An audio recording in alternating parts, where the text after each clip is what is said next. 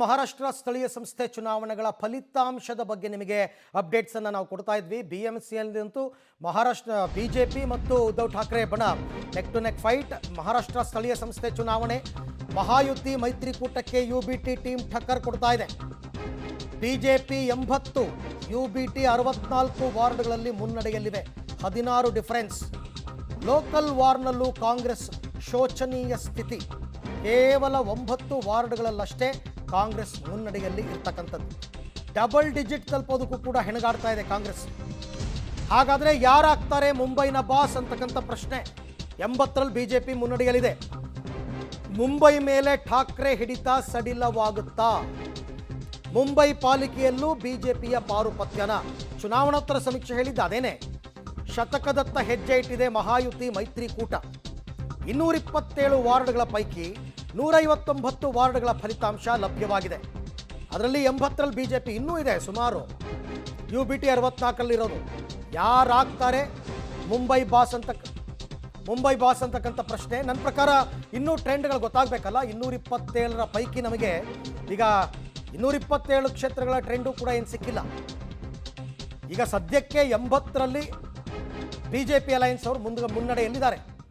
159 ಮಾತ್ರ ಸಿಕ್ಕಿರೋದು. ನಮಗೆ ಇನ್ನೂ ಕೂಡ ಹೆಚ್ಚು ಕಡಿಮೆ 67-68 ಕ್ಷೇತ್ರಗಳ ಟ್ರೆಂಡ್ ಗೊತ್ತಾಗಬೇಕಿನ್ನು. 68 ಕ್ಷೇತ್ರಗಳ ಮತ ಎಣಿಕೆ ಇನ್ನೂ ಆರಂಭ ಆಗಿಲ್ಲ. ಏಕಕಾಲಕ್ಕೆ 2 ವಾರ್ಡ್ಗಳದು ನಡೀತಾ ಇದೆ.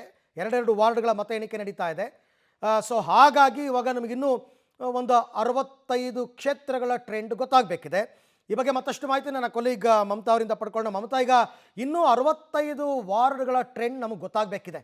ಸದ್ಯಕ್ಕೆ ಸಿಕ್ಕಿರುವ ಟ್ರೆಂಡ್ ಪೈಕಿ 80ರಲ್ಲಿ ಬಿಜೆಪಿ ಲೀಡಲ್ಲಿ ಇರ್ತಕ್ಕಂಥದ್ದು. ಸೊ ಮ್ಯಾಜಿಕ್ ನಂಬರ್ ದಾಟೋ ಚಾನ್ಸಸ್ ಎಷ್ಟರ ಮಟ್ಟಿಗಿದೆ ಅಂತ? ಆಲ್ಮೋಸ್ಟ್ ದಾಟಬಹುದು ಅನ್ನುವಂತಹ ನಿರೀಕ್ಷೆ ಈ ಕ್ಷಣಕ್ಕಿದೆ ಅರವಿಂದ. ಇನ್ನೊಂದು ನಾವು ನೋಡ್ತಾ ಇದ್ವಿ, UBT ಟಕ್ಕರ್ ಕೊಡ್ತಾ ಇದೆ ಬಿಜೆಪಿಗೆ. ಬಟ್ ಅವ್ರಿಗೆ ಎಲ್ಲಿ ಸಮಸ್ಯೆ ಆಗ್ತಿದೆ ಅಂತ ಕೇಳಿದ್ರೆ ಮುಂಬೈನ ಹೊರಭಾಗದಲ್ಲಿ.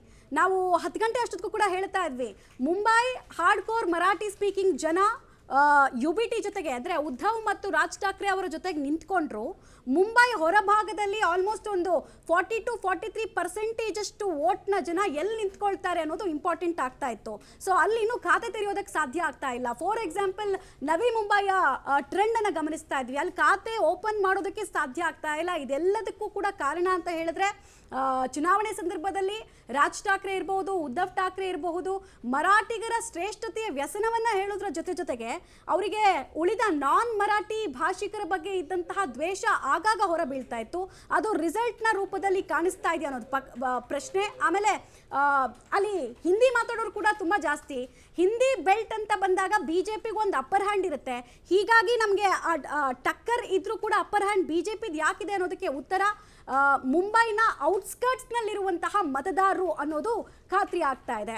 ಬಟ್ ಈ ಟ್ರೆಂಡ್ ಹಿಂಗೆ ಕಂಟಿನ್ಯೂ ಆದರೆ ಬಿಜೆಪಿ ಇನ್ನೊಂದು ಸ್ವಲ್ಪ ಮೊಮೆಂಟಮನ್ನು ಕಾಯ್ದುಕೊಳ್ಳುತ್ತೆ. ಬಟ್ UBTಗೆ ಇದೇ ವಿಚಾರಗಳು ಹಿನ್ನಡೆ ಆಗೋದ್ರಲ್ಲಿ 2 ಮಾತಿಲ್ಲ ಅಂತ ಅನಿಸುತ್ತೆ. ಆಮೇಲೆ ಸೋಷಿಯಲ್ ಇಂಜಿನಿಯರಿಂಗ್ ಸ್ಥಳೀಯ ಚುನಾವಣೆಗಳಲ್ಲಿ ಕೂಡ ಬಿಜೆಪಿ ಅವರು ಮಾಡ್ಕೊಂಡಿದ್ದಾರೆ. ಹೇಗೆ ಅಂತ ಕೇಳಿದ್ರೆ ಅಜಿತ್ ಪವಾರ್ ಅವರು ಕೈ ಬಿಟ್ಟರು, ದಲಿತರನ್ನ ಹೇಗೆ, ಮುಸ್ಲಿಮರನ್ನ ಹೇಗೆ ಇವರು ಮನವೊಲಿಸ್ತಾರೆ ಅನ್ನುವಂತಹ ಪ್ರಶ್ನೆ ಇತ್ತು. ಸ್ಥಳೀಯವಾಗಿ ಒಂದು ಹಂತಕ್ಕೆ ಹೇಗಿತ್ತು ಅಂತ ಅಂದರೆ ಮುಸ್ಲಿಂ ಪಾರ್ಟಿಗಳ ಜೊತೆಗೂ ಕೂಡ ಒಡಂಬಡಿಕೆ ಮಾಡ್ಕೊಳ್ಳೋಷ್ಟು ಫ್ಲೆಕ್ಸಿಬಲ್ ಆಗಿದೆಯಾ ಬಿಜೆಪಿ ಅನ್ನುವಂತಹ ಪರಿಸ್ಥಿತಿಯನ್ನು ನಿರ್ಮಾಣ ಮಾಡಿತ್ತು. ಯಾಕಂದರೆ ಮುಸ್ಲಿಂ ಲೀಡರ್ಸ್ ಮನೆಗೆ ಬಿಜೆಪಿ ನಾಯಕರು ಹೋಗ್ತಾ ಇದ್ರು, ಶಿವಸೇನೆ ನಾಯಕರು ಹೋಗ್ತಾ ಇದ್ರು. ಇವ್ರ ಪಾರ್ಟಿ ಗೆಲ್ಲೋದಕ್ಕೆ ತತ್ವ ಸಿದ್ಧಾಂತನೆಲ್ಲ ಹಾಗಾದ್ರೆ ಅಡ ಇಟ್ಬಿಟ್ರ ಅನ್ನುವಂತಹ ಪ್ರಶ್ನೆ ಕೂಡ ಉದ್ಭವಿಸಿತ್ತು. ಬಟ್ ಅಲ್ಲಿ ಕೆಲ ಸ್ಟ್ರಾಟಜಿಗಳು ರಿಸಲ್ಟ್ನ ರೂಪದಲ್ಲಿ ಕಾಣಿಸ್ತಾ ಇದೆ. ಮತ್ತೆ ಈ ಚುನಾವಣೆಯಲ್ಲಿ 18% ಅಷ್ಟೇ ಮುಸ್ಲಿಂ ವೋಟರ್ಸ್ ಇದ್ದಿದ್ದು. ಸೊ ಡಿಸೈಡಿಂಗ್ ಫ್ಯಾಕ್ಟರ್ ಅಲ್ಲದೇ ಇದ್ರೂ ಕೂಡ ಯಾರನ್ನಾದ್ರೂ ಸೋಲಿಸುವಂತಹ ಚಾತಿ ಅವ್ರಿಗೆ ಇರ್ತಾ ಇತ್ತು. ಸೊ ಅಲ್ಲಿ ಕಂಟೈನ್ ಮಾಡುವಲ್ಲೂ ಕೂಡ ಬಿಜೆಪಿ ಯಶಸ್ವಿ ಆಗಿದೆ. ಈ ಕಾರಣಕ್ಕೆ ನಮ್ಗೆ ಒಂಚೂರು ಅಪ್ಪರ್ ಹ್ಯಾಂಡ್ ಕಾಣಿಸ್ತಾ ಇದೆ ಅಂತ ಅನ್ಸುತ್ತೆ. ರೈಟ್, ಹಾಗೆ ಸಂಪರ್ಕದಲ್ಲಿದೆ ಮಮತಾ, ನಿಮ್ಮ ಜೊತೆ ಮತ್ತೆ ಮಾತನಾಡ್ತೀನಿ. ಇಲ್ಲಿ ಕೆಲವು ಸಂದರ್ಭದಲ್ಲಿ ಎಲೆಕ್ಷನ್ ಸ್ಟ್ರಾಟಜಿ ಹೆಂಗಿರುತ್ತೆ ಅಂದರೆ, ನಮಗೆ ಒಂದು ಸಮುದಾಯದ ವೋಟ್ ಬರಲಿಲ್ಲ ಅಂದರೂ ಪರವಾಗಿಲ್ಲ, ಬಟ್ ಆ ವೋಟ್ ಹೊಡಿಬೇಕು, ಸಾಲಿಡ್ಡಾಗಿ ಒಂದು ಪಾರ್ಟಿಗೆ ಹೋಗಬಾರ್ದು. ಅಲ್ಪಸಂಖ್ಯಾತರ ವಿಚಾರದಲ್ಲಿ ಬಿಜೆಪಿ ಮಾಡಿರ್ತಕ್ಕಂಥದ್ದು ಅದೇನೆ. ಅಲ್ಪಸಂಖ್ಯಾತರ ವೋಟು ಸಾಲಿಡ್ಡಾಗಿ ಕಾಂಗ್ರೆಸ್ಗೆ ಬಿದ್ದಿಲ್ಲ. ಯಾಕೆಂದರೆ ಯಾರೊಬ್ಬ ಸ್ಥಳೀಯ ಮುಸ್ಲಿಂ ವ್ಯಕ್ತಿ ಸ್ವತಂತ್ರವಾಗಿ ಆತ ನಿಂತ್ಕೊಂಡ್ರು ಕೂಡ ಅವನ ಕ್ರಾಸಿನ ವೋಟ್ಗಳು ಅವನು ಬಿದ್ದುಬಿಡುತ್ತೆ, ವೋಟನ್ನು ಒಡೆದಂಗಾಗುತ್ತೆ. ಸೊ ಈ ಸ್ಟ್ರಾಟಜಿಯನ್ನು ಬಿಜೆಪಿಯವರು ಹೆಚ್ಚೆಚ್ಚು ಮಾಡಿದ್ದಾರೆ ಅಲ್ಪಸಂಖ್ಯಾತರ ವಿಚಾರದಲ್ಲಿ. ಸೊ ಮಹಾರಾಷ್ಟ್ರ ಲೋಕಲ್ ಚುನಾವಣಾ ಫಲಿತಾಂಶ, ಮುಂಬೈ ಪಾಲಿಕೆ ಬಿಜೆಪಿ ಮುನ್ನಡೆಯಲ್ಲಿದೆ, ನಾಗ್ಪುರ ಪಾಲಿಕೆ ಅದರಲ್ಲೂ ಕೂಡ BJP ಸದ್ಯಕ್ಕೆ ಮುನ್ನಡೆಯಲ್ಲಿ ಇರ್ತಕ್ಕಂಥದ್ದು. ಗ್ರೇಟರ್ ಮುಂಬೈ ಪಾಲಿಕೆ ಅಲ್ಲೂ BJP ಅವರು ಅಧಿಕಾರವನ್ನು ಹಿಡಿಯುವತ್ತ ಹೊರಟಿದ್ದಾರೆ. ನಾಸಿಕ್ ಪಾಲಿಕೆ BJP ಅವರು ಮುನ್ನಡೆಯಲ್ಲಿ ಇರ್ತಕ್ಕಂಥದ್ದು. ಪುಣೆ BJP ಅವರು ಲೀಡಲ್ಲಿದ್ದಾರೆ, ಗೆಲ್ಲುವತ್ತ ದಾಪುಗಾಲಿಟ್ಟಿದ್ದಾರೆ. ಸೋಲಾಪುರ ಪಾಲಿಕೆ BJP ಅವರು ಮುನ್ನಡೆಯಲ್ಲಿದ್ದಾರೆ. ವರ್ಸೈ ವಿಹಾರ್ ಪಾಲಿಕೆ ಅದರಲ್ಲೂ ಕೂಡ BJP ಅವರು ಲೀಡನ್ನು ಕಾಯ್ದುಕೊಂಡಿದ್ದಾರೆ. ಪನ್ವೇಲ್ನಲ್ಲಿ BJP ಅವರು ಲೀಡಿಂಗಲ್ಲಿದ್ದಾರೆ, ಪನ್ವೇಲ್ ಸ್ಥಳೀಯ ಸಂಸ್ಥೆಯಲ್ಲಿ. ಕೊಲ್ಲಾಪುರದಲ್ಲಿ ಮಾತ್ರ ಕಾಂಗ್ರೆಸ್ನವರು ಲೀಡಲ್ಲಿದ್ದಾರೆ. 29ರ ಪೈಕಿ 21 BJP, 7 UBT, 1 ಕಾಂಗ್ರೆಸ್. ಛತ್ರಪತಿ ಸಂಭಾಜಿನಗರ ಪಾಲಿಕೆ ಕೂಡ BJP ಅವರು ಲೀಡಲ್ಲಿದ್ದಾರೆ ಅಂತಕ್ಕಂಥದ್ದು ಗೊತ್ತಾಗ್ತಾ ಇದೆ. ಅಮರಾವತಿ ಪಾಲಿಕೆಯಲ್ಲೂ ಕೂಡ BJP ಅವರು ಮುನ್ನಡೆಯನ್ನು ಕಾಯ್ದುಕೊಂಡಿದ್ದಾರೆ. ಅಹಮದ್ನಗರ ಪಾಲಿಕೆ UBT, ಪಿಂಪ್ರಿ ಚಿಂಚ್ವಾಡ್ UBT ಅಂದರೆ ಠಾಕ್ರೆ ಬ್ರದರ್ಸ್ದು ಒಕ್ಕೂಟ ಅದು ಮುನ್ನಡೆಯಲ್ಲಿರೋದು. ಸಾಂಗ್ಲಿ ಮಿರಾಜ್ ಪಾಲಿಕೆ UBT ಅಧಿಕಾರವನ್ನು ಹಿಡಿಯುವ ಸಾಧ್ಯತೆಗಳು ಎಲ್ಲವೂ ಕೂಡ. ಈ ಬಗ್ಗೆ ಮತ್ತಷ್ಟು ಮಾಹಿತಿ ನನ್ನ ಕೊಲೀಗ್ ರವೀಶ್ ಅವರಿಂದ ಪಡ್ಕೊಳ್ಳೋಣ. ರವೀಶ್, ಕರ್ನಾಟಕದಲ್ಲಿ ಅಲ್ಪಸಂಖ್ಯಾತರಿಗೆ ಆಯ್ಕೆಗಳಿಲ್ಲ, ಕಾಂಗ್ರೆಸ್ಗೆ ಸಾರಾಸಗಟಾಗಿ ಓಟ್ ಹಾಕ್ತಾರೆ, BJP ಸೋಲಿಸಬೇಕು ಅಂತನೋ ಕಾಂಗ್ರೆಸ್ ಮೇಲೆ ಪ್ರೀತಿನೋ.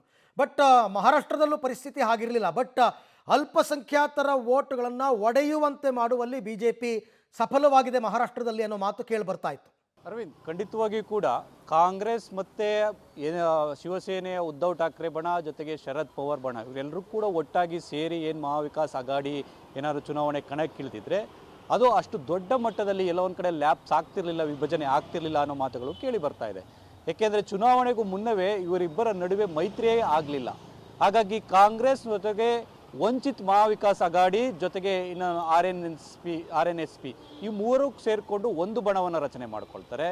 ಜೊತೆಗೆ ಉದ್ಧವ್ ಠಾಕ್ರೆ, ರಾಜ್ ಠಾಕ್ರೆ ಜೊತೆಗೆ ಶರದ್ ಪವಾರ್ ಬಣ ಈ ಮೂವರು ಸೇರಿ ಒಂದು ಬಣವನ್ನು ಮಾಡಿಕೊಂಡು ಒಂದು ಚುನಾವಣೆ ಕಣಕ್ಕೆ ಇಳಿದಿರ್ತಕ್ಕಂಥದ್ದು.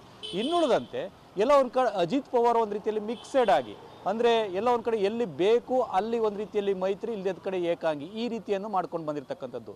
ಆದರೆ ಈ ಒಂದು ಶಿವಸೇನೆಯ ಶಿಂದೆ ಬಣ ಜೊತೆಗೆ BJP ಇವರಿಬ್ಬರು ಕೂಡ ಒಟ್ಟಾಗಿ ಸ್ಪರ್ಧೆ ಮಾಡಿರ್ತಕ್ಕಂಥದ್ದು.